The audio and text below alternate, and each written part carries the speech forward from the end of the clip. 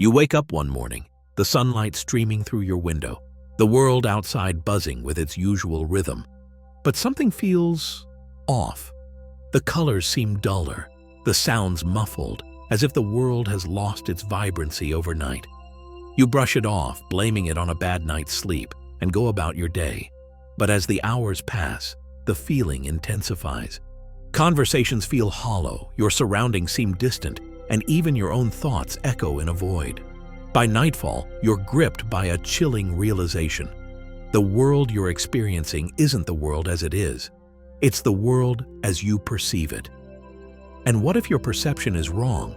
This isn't just a thought experiment. It's a glimpse into a truth so profound it reshapes everything you think you know about reality.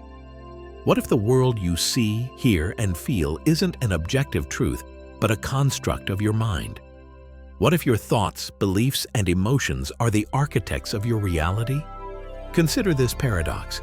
Two people can experience the same event, a job loss, a breakup, a global crisis, and yet their realities will be entirely different.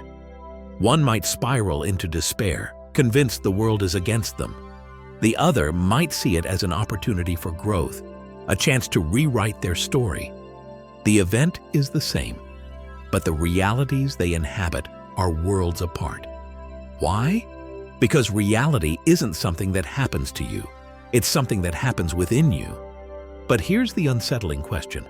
If your mind creates your reality, how much of it is truly real? How much of what you see, feel, and believe is a reflection of the world? And how much is a projection of your own fears, desires, and conditioning? Think about the last time you felt overwhelmed by anxiety. The world seemed darker, heavier, as if the weight of your thoughts had physically altered your surroundings. Or recall a moment of joy when everything felt lighter, brighter, as if the universe itself was conspiring in your favor. Did the world change, or did you? This is the great question at the heart of our existence. Is reality something we discover or something we create? And if it's the latter, what does that mean for the way we live our lives? The implications are staggering. If your mind creates your reality, then your thoughts are not just fleeting whispers. They are the building blocks of your world. Every belief, every assumption, every fear is a thread in the tapestry of your experience. And if that's true, then the power to change your reality lies not in changing the world around you, but in changing the world within you. But here's the catch. Most of us are unaware of this process. We move through life on autopilot, reacting to the world as if it's fixed and unchangeable. We blame external circumstances for our unhappiness, never realizing that the true source of our suffering lies within. So, what if you could wake up from this trance? What if you could see the world not as it appears, but as it truly is, a reflection of your own mind? What if you could rewrite the script of your reality, not by changing the world, but by changing the way you see it? This is the journey we're about to embark on, a journey into the depths of your mind, where the lines between perception and reality blur, and where the power to transform your life lies hidden. But be warned, once you see the truth, you can't unsee it. Once you understand how your mind creates your reality, you'll never look at the world or yourself the same way again. Now, let's peel back the layers of this hidden truth. Let's explore the forces that shape your perception, the illusions that keep you trapped, and the power you hold to break free. Because the world you see is only the beginning. The real question is, what lies beyond? The hidden problem and its psychological philosophical roots. To understand how your mind creates your reality, you must first confront a hidden problem, one so deeply ingrained in the human experience that most of us never even notice it. This problem is the illusion of objectivity, the belief that the world we perceive is the world as it truly is. We assume that our senses, our thoughts, and our emotions are reliable guides to reality. But what if they're not? What if they're filters, distorting the world to fit the narrative our minds have already written? This isn't a new idea. Philosophers and psychologists have been grappling with it for centuries. Carl Jung, the pioneer of analytical psychology, spoke of the collective unconscious, a shared reservoir of archetypes and symbols that shape our perceptions and behaviors. He believed that much of what we experience as reality is colored by these deep, often hidden influences. In other words, the world you see is not just a reflection of your personal experiences, but of the collective stories humanity has been telling itself for millennia. Friedrich Nietzsche took this idea even further. He argued that there is no objective truth, only interpretations. There are no facts, only interpretations, he famously wrote. What we call reality is merely a web of meanings we've imposed on the world. And these meanings, Nietzsche warned, are often shaped by power, fear, and the desire to control. Arthur Schopenhauer, the philosopher of pessimism, saw the world as a representation of the will, a blind, driving force that shapes our desires and perceptions. Jean-Paul Sartre, the existentialist, took this idea to its logical extreme. He argued that we are condemned to be free, that we have no choice but to create our own reality through our choices and actions. But this freedom, Sartre warned, comes with a heavy burden: the responsibility to confront the emptiness of existence and to create meaning in a world that offers none. These thinkers, though separated by time and perspective, all point to the same unsettling truth. The world you experience is not an objective reality, but a subjective construct. It is shaped by your beliefs, your fears, your desires, and your conditioning. And if that's true, then the problem isn't the world, it's the way you see it. But why does this happen? Why does the mind distort reality in this way? The answer lies in the very nature of human consciousness. Our brains are not designed to perceive the world as it is. They're designed to help us survive. And survival, as it turns out, often requires simplification, distortion, and even deception. Consider the phenomenon of cognitive biases, mental shortcuts that help us make sense of the world but often lead us astray. Confirmation bias, for example, causes us to seek out information that confirms our existing beliefs while ignoring evidence that contradicts them. The availability heuristic makes us overestimate the likelihood of events that are vivid or recent, even if they're statistically rare. These biases aren't flaws in the system, they're features. They allow us to navigate a complex and unpredictable world, but at a cost. They distort our perception of reality. Then there's the role of emotion. Emotions are not just reactions to the world, they are lenses through which we see it. When you're angry, the world seems hostile. When you're anxious, it seems threatening. When you're joyful, it seems benevolent. But the world itself hasn't changed. Only your perception of it has. And let's not forget the influence of culture and society. From the moment we're born, we're immersed in a sea of stories, beliefs, and values that shape the way we see the world. These narratives are so pervasive that we often mistake them for reality. We assume that the way things are is the way they must be, never realizing that they're just one of many possible ways of seeing. All of these forces, cognitive biases, emotions, cultural conditioning, work together to create a version of reality that feels real, but is ultimately a construct. And this construct, though useful for survival, can become a prison.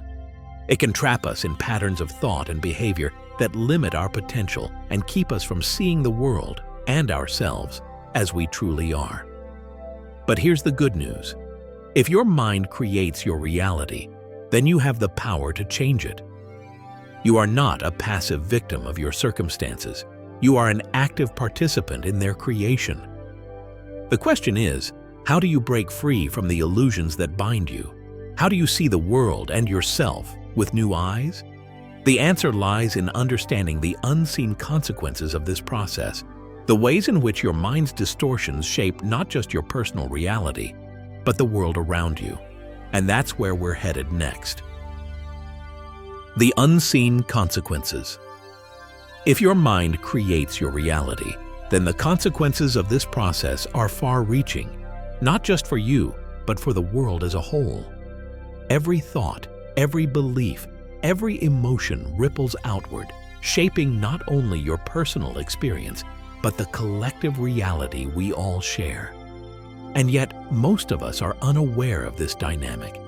We move through life as if our inner world and the outer world are separate, never realizing how deeply they are intertwined.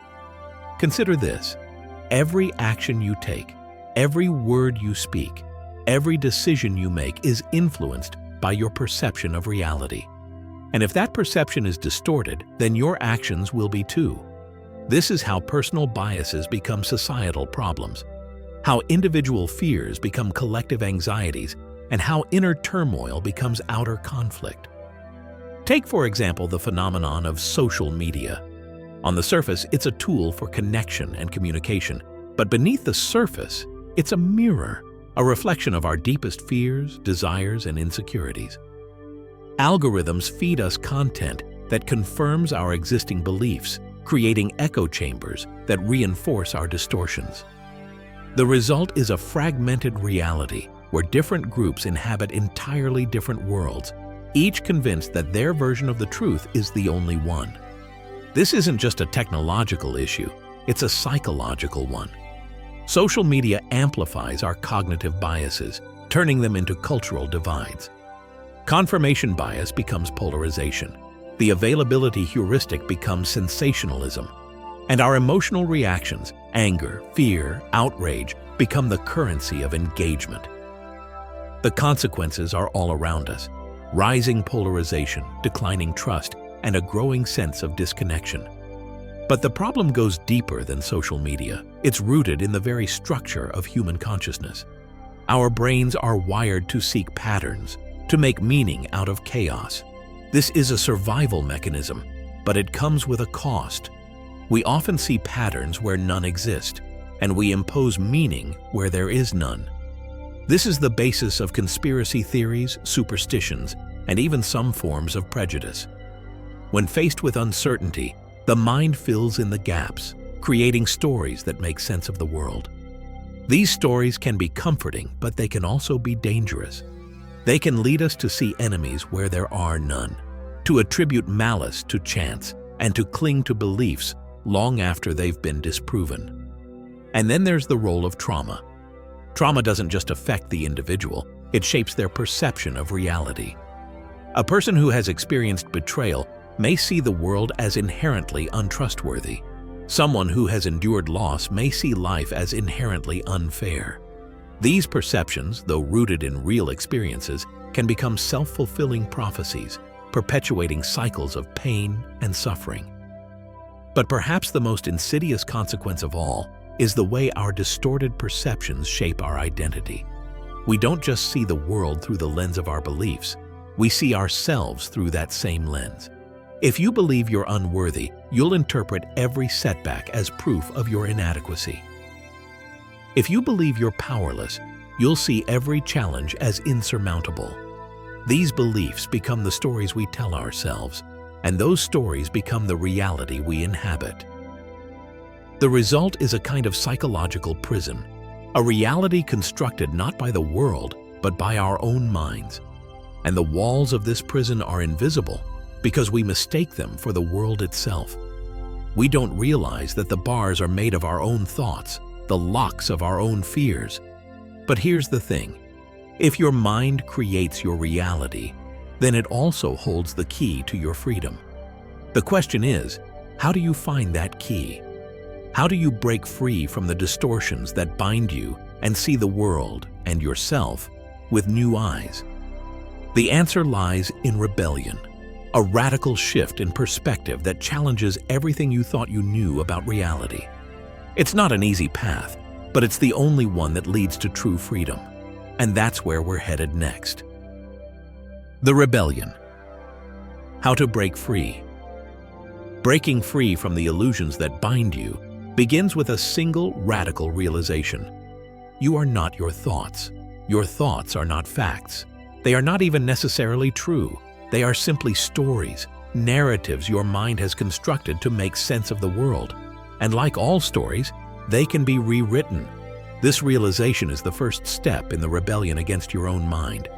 It's a declaration of independence from the beliefs, biases, and conditioning that have shaped your reality. But rebellion is not easy. It requires courage, curiosity, and a willingness to question everything you thought you knew. The first act of rebellion is to become aware of your thoughts. Most of us live in a state of mental autopilot, unaware of the constant stream of thoughts that flow through our minds. But if you pause and observe, you'll notice something startling. Your thoughts are not you. They are something you experience, like sounds or sights. And just as you can choose to focus on a particular sound or sight, you can choose which thoughts to engage with and which to let pass. This is the essence of mindfulness, a practice rooted in ancient wisdom but supported by modern science. Mindfulness teaches you to observe your thoughts without judgment, to see them for what they are, fleeting mental events, not objective truths. By practicing mindfulness, you create a space between yourself and your thoughts, a space where you can choose how to respond rather than reacting automatically. But mindfulness is just the beginning. The next step is to challenge your beliefs. Every belief you hold about yourself, about others, about the world, is a lens through which you see reality. And if that lens is distorted, your reality will be too.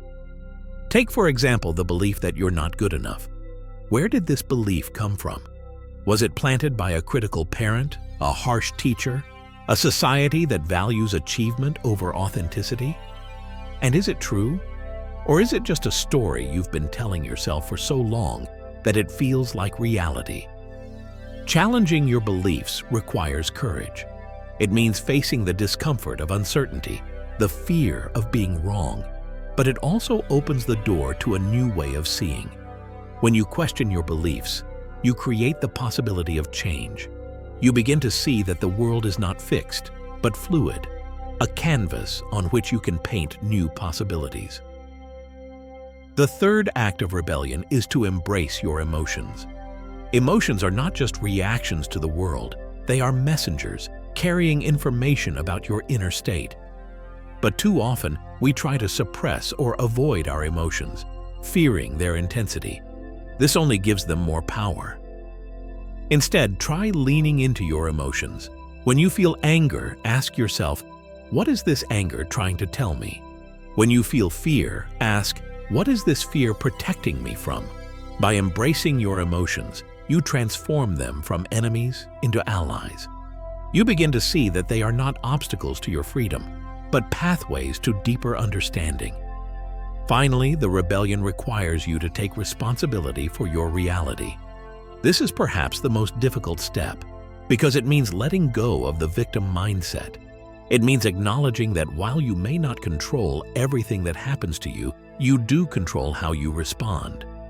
This doesn't mean blaming yourself for your struggles or denying the impact of external circumstances. It means recognizing that you have the power to shape your reality, even in the face of adversity. It means choosing to see challenges as opportunities, setbacks as lessons, and pain as a catalyst for growth. The rebellion is not a one-time event. It's an ongoing process. It's a daily practice of questioning, observing, and choosing. It's a commitment to seeing the world and yourself with new eyes. And it's a journey that leads to the ultimate truth, that reality is not something you find, but something you create. The ultimate truth, the final, most powerful realization.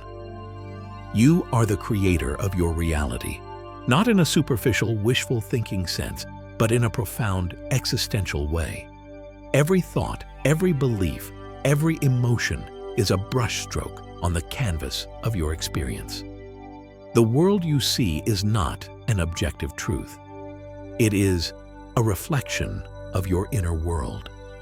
And if that's true, then the power to transform your life lies not in changing the world around you, but in changing the world within you. This realization is both liberating and terrifying. It's liberating because it means you are not a passive victim of your circumstances. You are an active participant in their creation. It's terrifying because it means you can no longer blame the world for your problems. The responsibility and the power lies squarely in your hands. But what does it mean in practical terms to be the creator of your reality? It means understanding that your thoughts are not just idle chatter. They are the architects of your experience. When you think, "I'm not good enough," you are not describing reality. You are creating it. When you think, "The world is against me," you are not observing the world, you are shaping it. This is why mindfulness is so powerful. By becoming aware of your thoughts, you gain the ability to choose which ones to engage with and which ones to let go. You begin to see that your thoughts are not facts, but possibilities. And you realize that you have the power to choose the thoughts that serve you rather than the ones that limit you. It also means understanding that your beliefs are not truths, but lenses. They are the filters through which you see the world, and they can be changed. If you believe that life is a struggle, you will see struggle everywhere. If you believe that life is abundant, you will see abundance everywhere. The world itself hasn't changed. Only your perception of it has. This is why challenging your beliefs is so important. Every belief you hold is a story, and every story can be rewritten. When you question your beliefs, you create the possibility of new narratives, narratives that empower rather than limit, that inspire rather than constrain. And it means embracing your emotions as allies, not enemies. Emotions are not just reactions to the world, they are reflections of your inner state. When you feel anger, it's not because the world is inherently angry. It's because something within you is calling for attention. When you feel joy, it's not because the world is inherently joyful. It's because something within you is aligned with your true nature. By embracing your emotions, you transform them from obstacles into opportunities. You begin to see that they are not something to be feared or avoided, but something to be understood and integrated. And in doing so, you reclaim a part of yourself that you may have long forgotten. Finally, being the creator of your reality means taking radical responsibility for your life. It means letting go of the victim mindset and embracing the power of choice. It means recognizing that while you may not control everything that happens to you, you do control how you respond. This doesn't mean denying the impact of external circumstances or pretending that life is always fair. It means choosing to see challenges as opportunities, setbacks as lessons, and pain as a catalyst for growth. It means recognizing that every moment is a choice to see the world as it is or as it could be. And here's the most profound truth of all. When you change the way you see the world itself changes. This is not a metaphor, it's a fact. Your perception shapes your reality, and your reality shapes the world around you. When you see the world with clarity, compassion, and curiosity, you create a ripple effect that touches everyone you encounter.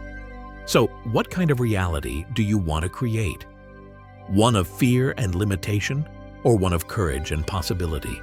One of separation and conflict, or one of connection and harmony? The choice is yours. As you step into this new way of being, remember this: you are not just a participant in reality, you are its creator. The world you see is not the world as it is, but the world as you are. And if you want to change the world, you must first change yourself. This is the ultimate truth, the final, most powerful realization. It's a truth that has been echoed by sages, philosophers, and visionaries throughout history. And it's a truth that has the power to transform not just your life, but the world itself. So take a deep breath, look around you, see the world not as it appears, but as it truly is, a reflection of your own mind.